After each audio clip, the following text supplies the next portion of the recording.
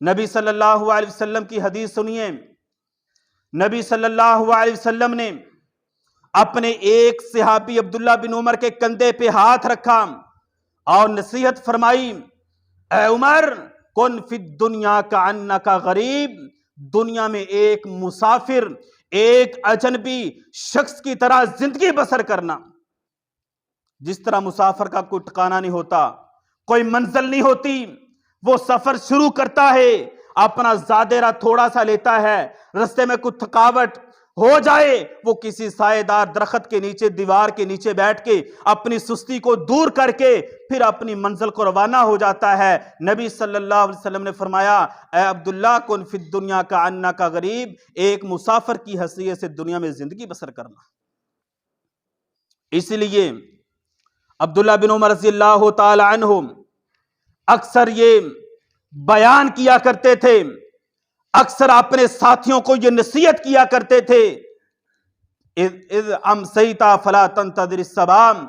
عبداللہ رضی اللہ تعالی عنہ نے فرمایا، لوگوں اذا امسیت فلا تنتظر الصباح، جب شام ہو جائے پھر صبح کا انتظار نہ کرنا. وَإِذَا أَصْبَحْتَ فَلَا تَنْتَظِرِ الْمَسَاءَ، جب شام ہو جائے پھر صبح کا انتظار نہ کرنا. مراد کیا ہے؟ موت انسان کے اس قدر قریب ہے کہ ایک سانس اندر گیا پتہ نہیں باہر آنا کہ نہیں آنا.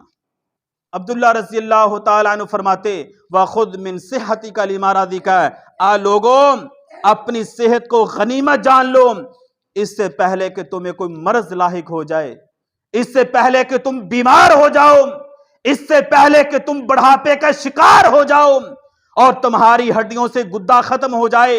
وَخُذْ مِنْ صِحَّتِكَ لِسَقَمِكَ لِمَرَضِكَ، مرض آنے سے پہلے، لاچارگی آنے سے پہلے اپنی جناب صحت کو غنیمت جان لو.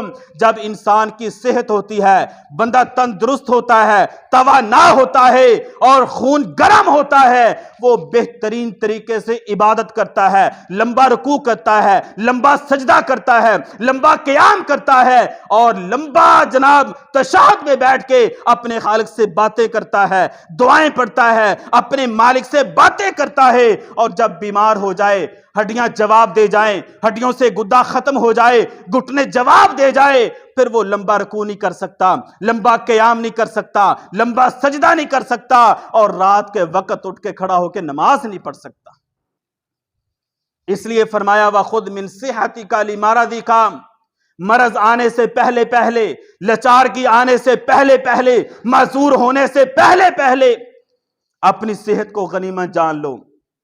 اللہ نے تندرست توانا جسم دیا ہے تو اللہ کی عبادت میں مصروف کیجئے، اللہ کی عبادت میں اپنی زندگیوں کو کھپا دیجئے. میرے محترم بھائیو، لوگ کہتے ہیں جب بندہ بوڑھا ہو جاتا ہے، داڑھی سفید ہو جاتی ہیں، ہڈیاں جواب دیتی ہیں، اس وقت تو ہر کوئی مسجد کا دروازے میں آ جاتا ہے، مسجد میں پہلی صف میں بیٹھ جاتا ہے.